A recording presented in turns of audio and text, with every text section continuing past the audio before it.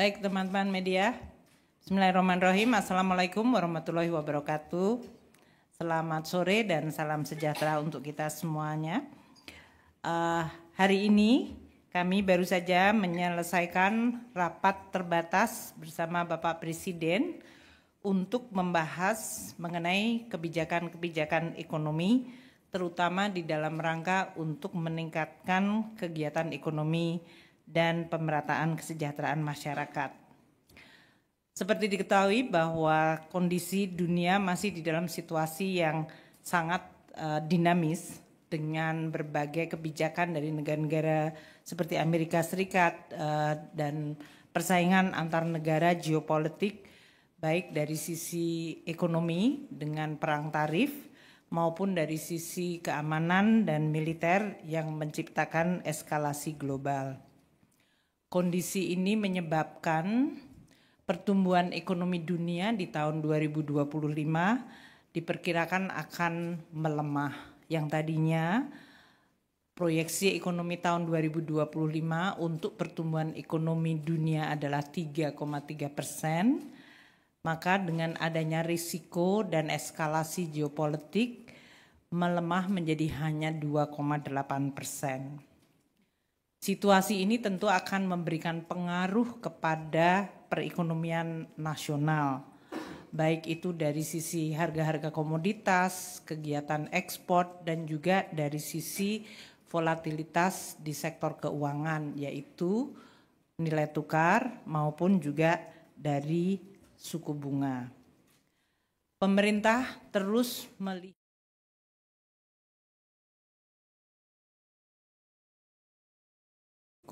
global tersebut.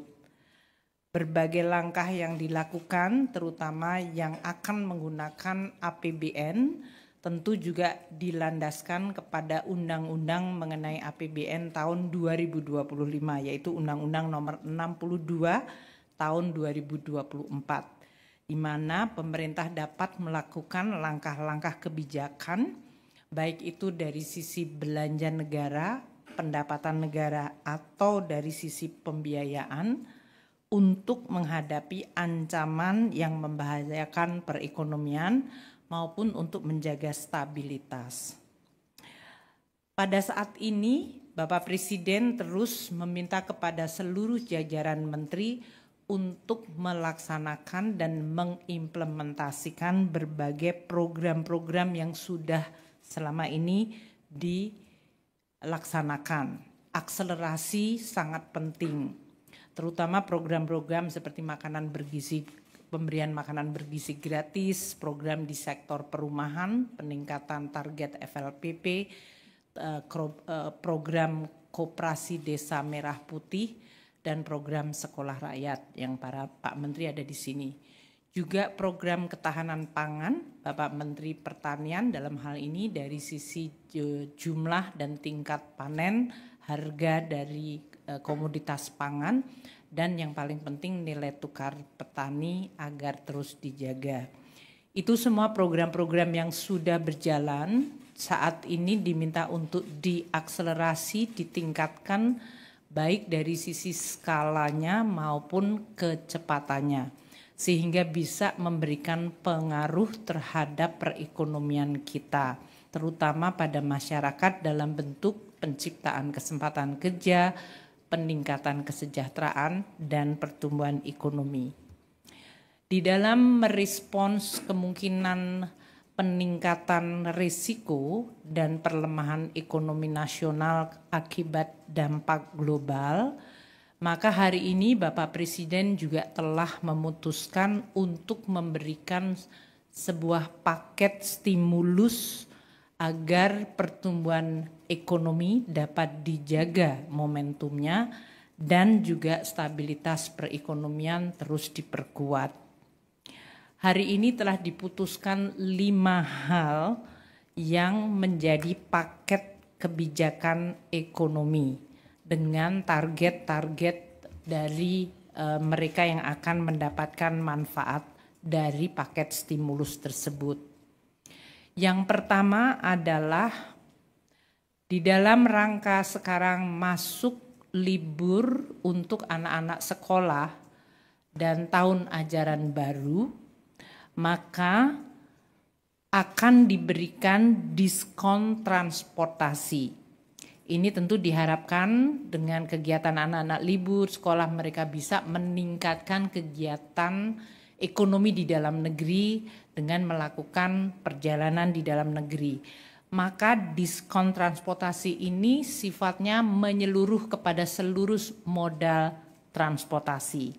Satu, untuk diskon tiket kereta api itu 30% dengan anggaran 0,3 triliun, diperkirakan akan dinikmati oleh 2,8 juta penumpang kereta api dalam periode Juni dan Juli, yaitu pada saat masa tahun ajaran sedang libur dan diharapkan bisa meningkatkan aktivitas ekonomi dalam negeri.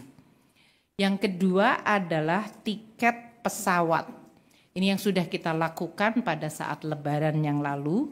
Maka kita melakukan sekali lagi untuk tiket pesawat kelas ekonomi PPN ditanggung pemerintah 6%. Dengan demikian harga tiket pesawat kelas ekonomi diharapkan bisa sedikit menurun.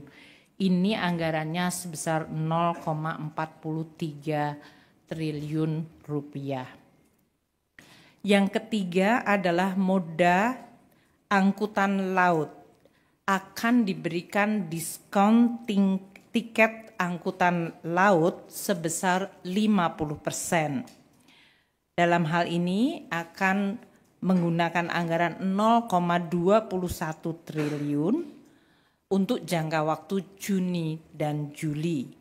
Untuk tiket angkutan laut ini diperkirakan 0,5 juta penumpang. Kalau tadi pesawat terbang kelas ekonomi 6 juta penumpang. Dan ini semuanya dilakukan di bulan Juni dan Juli dengan keseluruhan total anggaran untuk tiket kereta api, tiket pesawat kelas ekonomi dan tiket angkutan laut adalah 0,94 triliun rupiah. Kemudian yang kedua, pemerintah juga akan melakukan pemberian diskon tarif tol sebesar 20% dari tarif tol. Dalam hal ini untuk bulan Juni dan Juli diperkirakan jumlah pengguna jalan tol mencapai 110 juta pengendara. Untuk ini akan dilakukan melalui operasi non-APBN karena dalam hal ini untuk Kementerian PU akan melakukan atau sudah memberikan surat edaran kepada Badan Usaha Jalan Tol BUJT mengenai kebijakan diskon tarif tol tersebut. Yang ketiga adalah penebalan bantuan sosial. Pemerintah memerlukan untuk memberikan dukungan kepada kelompok paling rentan dan miskin. Nanti Pak Mensos dan Ibu Winnie dari BPS bisa menjelaskan mengenai targetnya. Saat ini untuk penebalan bantuan sosial akan diberikan tambahan dana 200.000 per bulan untuk 2 bulan kepada penerima sasaran kelompok penerima manfaat untuk program kartu sembako sebesar 18,3 juta kelompok penerima manfaat. Target grupnya nanti akan disampaikan oleh Pak Menteri Sosial dan Ibu Winnie. Selain diberikan 200.000 per bulan untuk 2 bulan yang akan dibayarkan pada bulan Juni ini, mereka juga akan mendapatkan 10 kg beras, bantuan beras gratis untuk 2 bulan. Jadi akan dapat 20 kg beras. Dalam hal ini total anggaran yang disediakan untuk pemberian tambahan kartu sembako dan bantuan pangan adalah sebesar 11,93 triliun rupiah. Pemerintah dalam hal ini Kementerian Sosial akan melaksanakan untuk tambahan kartu sembako yaitu 200.000 per bulan dibayarkan bulan Juni, sedangkan untuk bantuan pangan akan dilaksanakan dengan Bappenas dan Kementerian Pertanian. Pak Menteri Pertanian akan menjaga agar penyaluran beras bisa membantu kelompok paling miskin dan rentan tanpa menyebabkan harga beras turun di tingkat petani. Karena kita selalu harus mencari keseimbangan antara harga beras yang bisa meningkatkan kesejahteraan petani dan harus dijaga nilai tukar petaninya dengan harga beras yang dijangkau oleh masyarakat terutama kelompok miskin perkotaan agar bisa terjangkau. Oleh karena itu untuk bantuan pangan beras ini nanti Pak Menteri Pertanian yang akan menjelaskan baik melalui stabilisasi pasokan harga pangan atau melalui bantuan pangan yang akan ditetapkan pelaksanaannya di bulan Juni dan Juli tanpa mengganggu harga beras yang ada di tingkat petani. Kelompok yang keempat ini ditujukan kepada pekerja dan para guru honorer, yaitu pemberian bantuan subsidi upah PSU kepada 17,3 juta pekerja yang memiliki gaji di bawah 3,5 juta atau di bawah upah minimum provinsi, kabupaten, dan kota. Untuk ini, para pekerja yang terdaftar di BPJS Tenaga Kerja dan nanti Kemenaker yang akan mengimplementasikan program tersebut, yaitu bantuan subsidi upah sebesar Rp300.000 per bulan diberikan untuk bulan Juni dan Juli, jadi 2 bulan 600.000. Penyaluran juga akan diupayakan pada bulan Juni ini. Selain itu, selain kepada pekerja yang memiliki gaji di bawah 3,5 juta rupiah, yaitu 17,3 juta pekerja tersebut, akan diberikan juga bantuan subsidi kepada 565.000 guru honorer, baik itu 288.000 guru di lingkungan Kementerian Dikdasmen maupun 277.000 guru di Kementerian Agama. Guru honorer ini juga akan mendapatkan 300.000 per bulan untuk 2 bulan, yaitu 600.000. Selain untuk pekerja dan guru honorer, di dalam paket kebijakan yang keempat ini juga akan diberikan perpanjangan diskon 50% untuk 2,7 juta pekerja di lingkungan 6 industri padat karya. Ini tujuannya adalah untuk kepada para pekerja di industri padat karya yang mendapatkan tekanan akibat berbagai situasi global dan persaingan ekspor bisa tetap mendapatkan jaminan kehilangan kerja dengan iuran yang hanya dibayarkan 50%-nya saja. Ini tentu anggarannya berasal dari non-APBN. Sementara untuk subsidi upah dan untuk guru honorer akan disediakan anggaran dari APBN sebesar 10,72 triliun rupiah. Itu adalah kelompok stimulus paket yang keempat. Dan yang kelima yang menyangkut diskon iuran jaminan kehilangan kerja.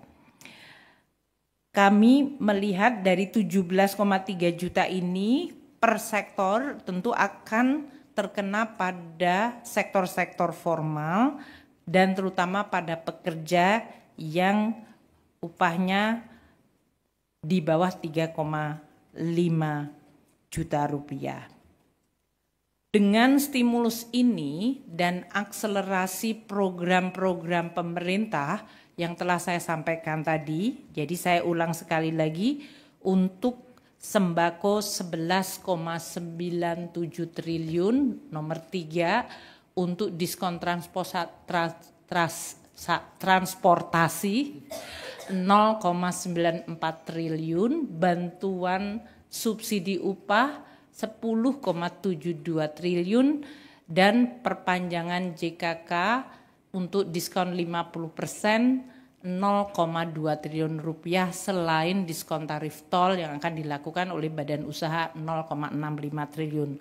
Total keseluruhan paket ini nilainya 24,44 triliun rupiah, yaitu 23,59 triliun dari APBN dan 0,85 triliun dari non-APBN atau dunia usaha.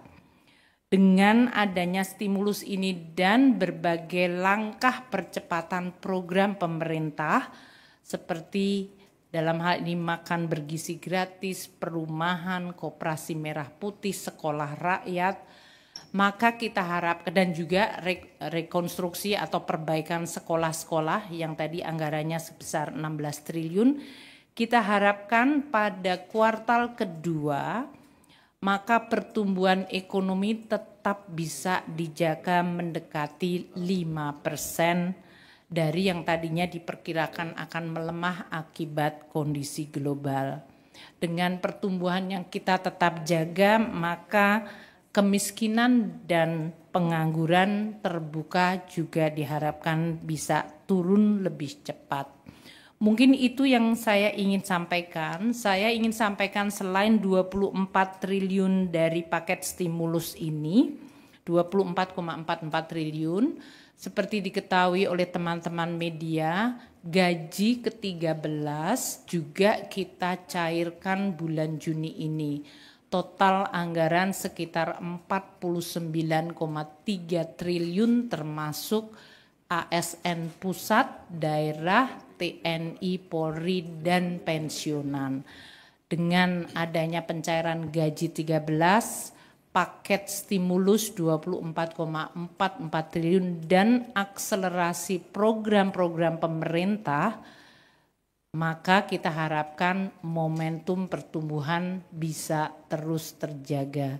Demikian yang bisa saya sampaikan dan saya akan memberikan kesempatan kepada Pak Menteri Sosial Bu Winnie atau Pak Menteri Amran untuk menyampaikan beberapa hal untuk program yang akan dilaksanakan Juni-Juli ini. Silakan Bapak.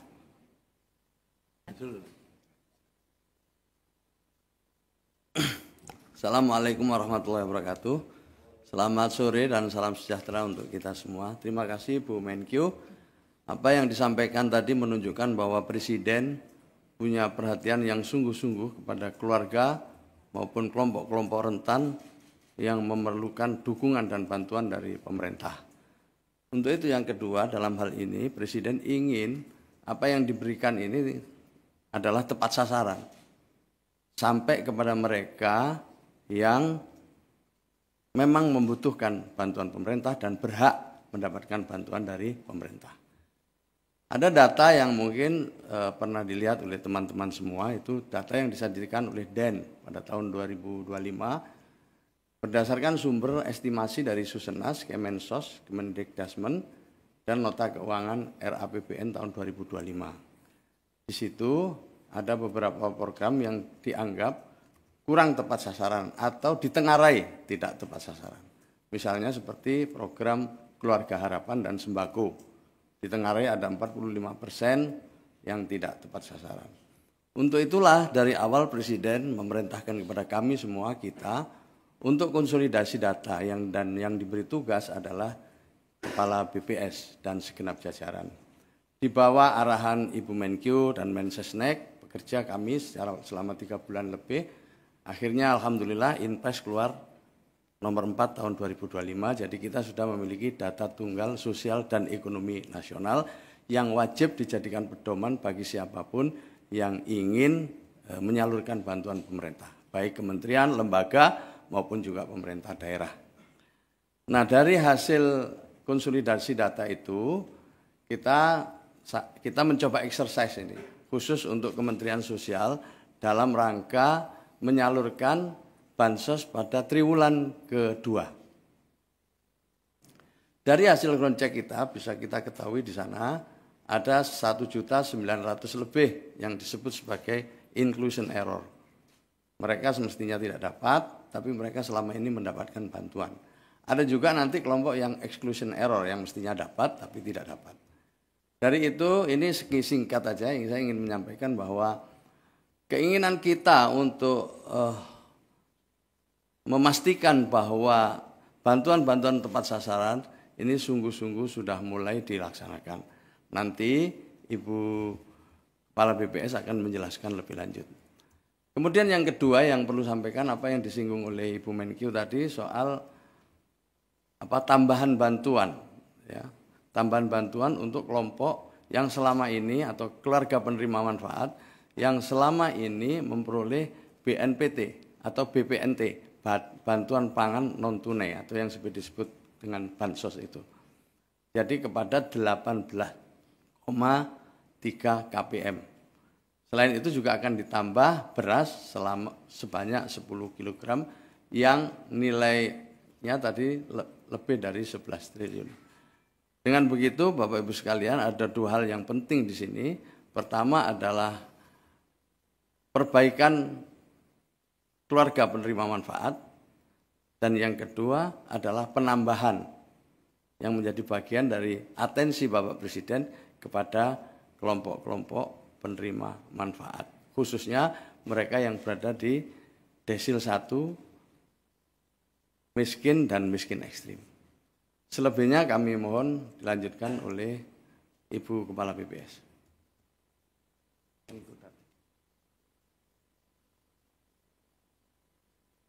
Assalamualaikum warahmatullahi wabarakatuh. Selamat siang Bapak Ibu semua.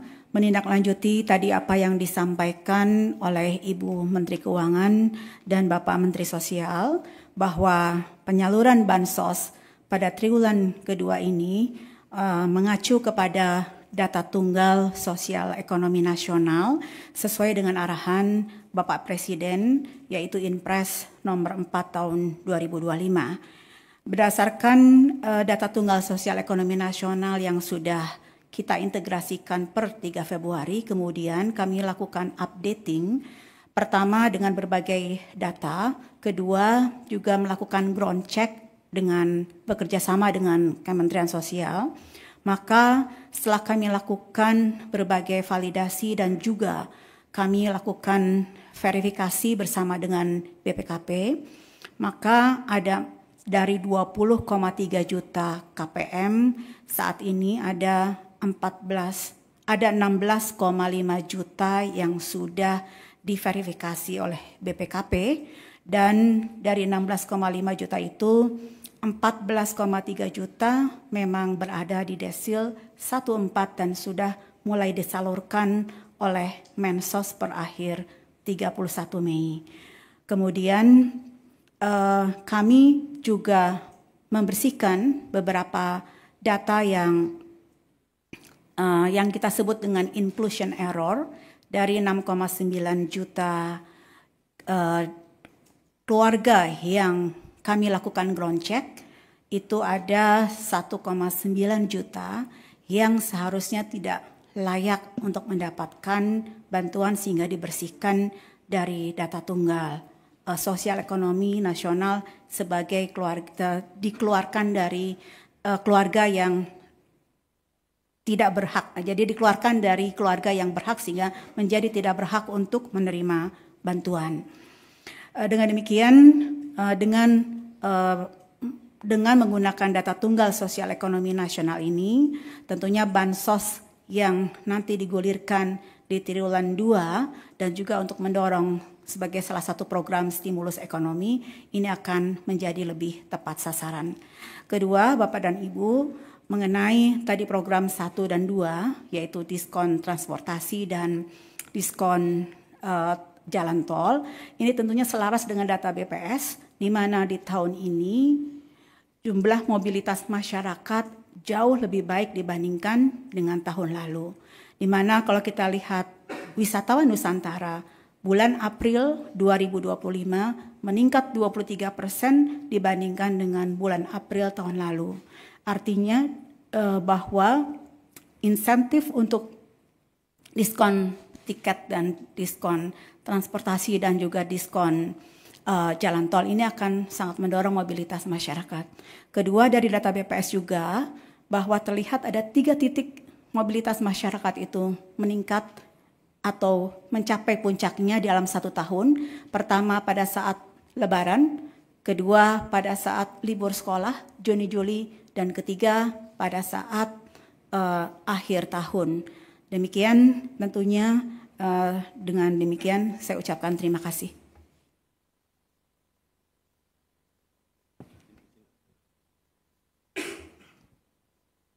Terima kasih.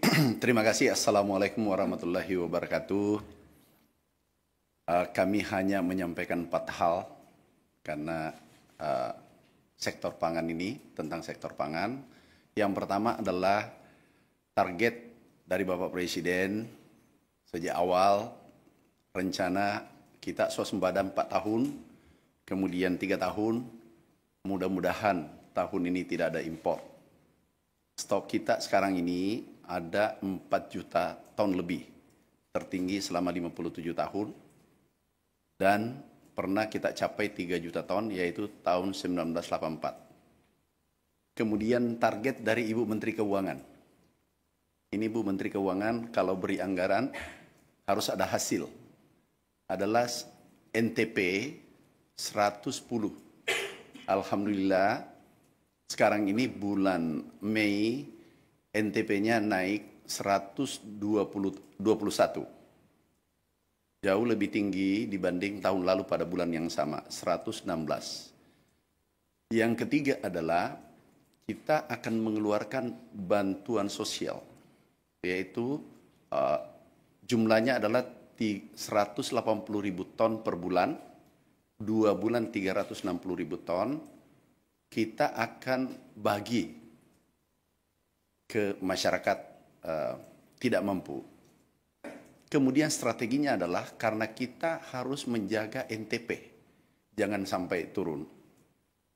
Yang pertama adalah kita membagi, pemerintah membagi bansos untuk pangan ini atau beras pada daerah-daerah yang tidak menghasilkan beras atau minim, seperti Papua, Maluku, dan seterusnya.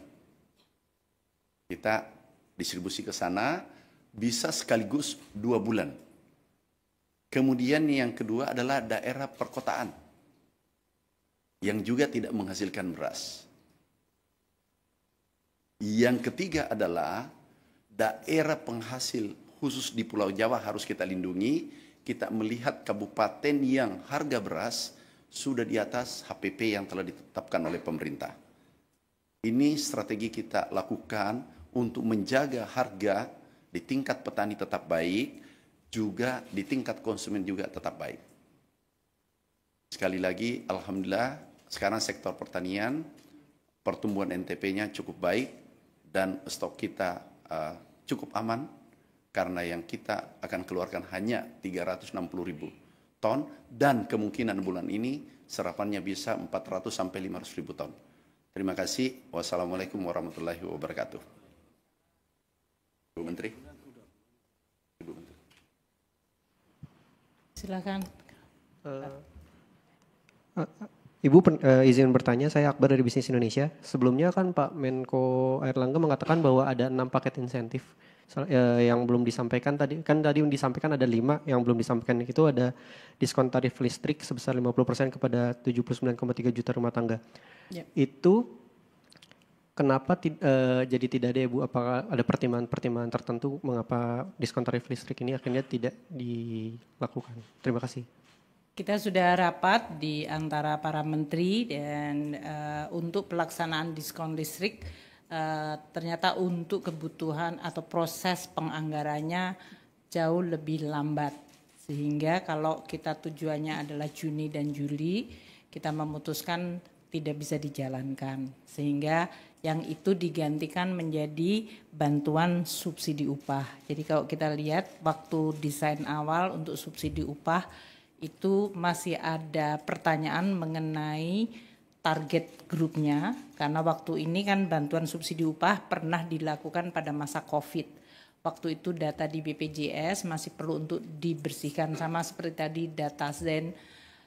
Dan sekarang karena BPJS Tenaga Kerja datanya sudah clean untuk betul-betul pekerja yang di bawah 3,5 juta dan sudah siap, maka kita memutuskan dengan kesiapan data, kecepatan program, kita mentargetkan untuk bantuan subsidi upah. Ya. Siap. Terima kasih Bu. Saya Emir Bu dari CNBC Indonesia. Mau tanya terkait dengan diskon tarif tol itu kan sifatnya sukarela Bu ya kepada BUJT. Apakah udah dikomunikasikan dengan BUJT untuk menjalankan diskon tarif tol ini, dan apakah ada penolakan ya Bu dari BUJT sendiri melihat sifatnya sendiri ini kan sukarela, sementara saat ini juga banyak badan usaha jalan tol yang keuangannya berat gitu.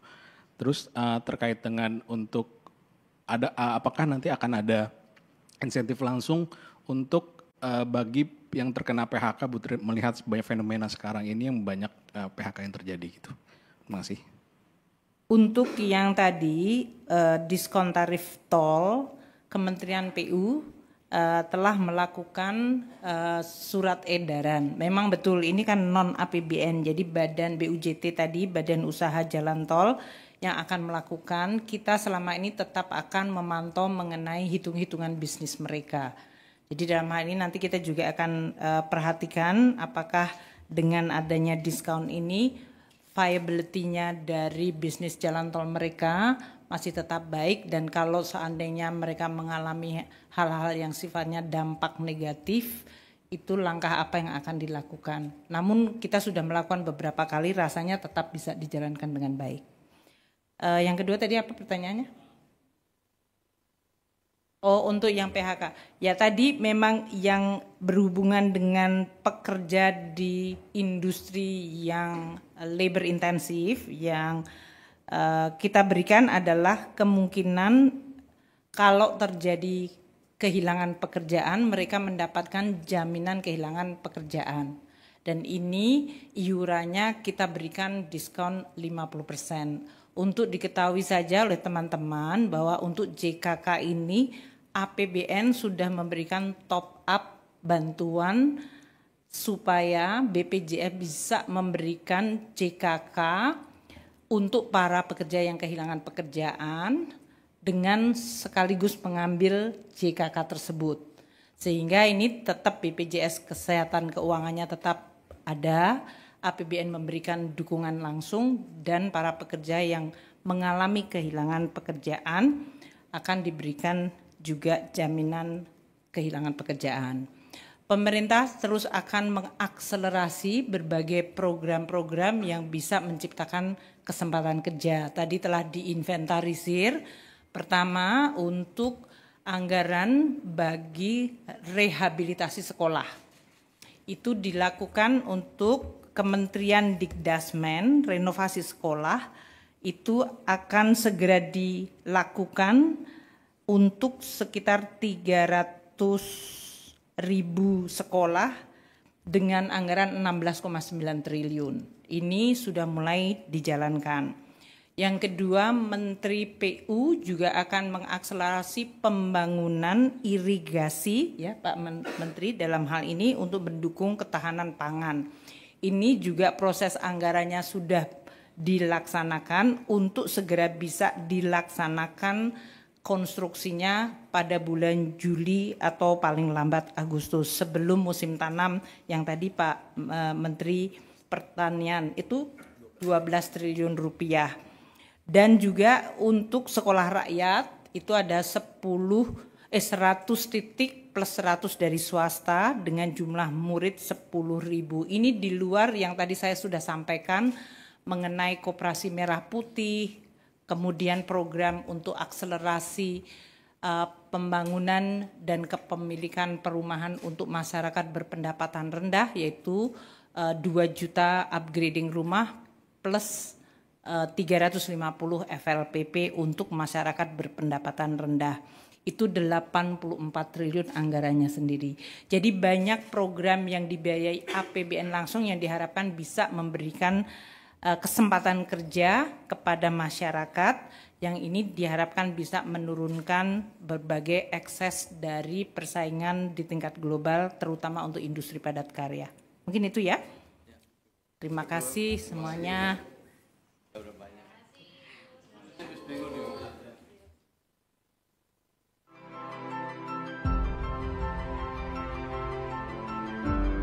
Karunia yang diberikan oleh Yang Maha Kuasa kepada kita sungguh sangat besar dan sungguh sangat beragam. Namun tengah segala karunia tersebut, kita pun harus berani untuk menjadi bangsa yang berani, bangsa yang tidak takut tantangan, bangsa yang tidak takut rintangan, bangsa yang tidak takut ancaman.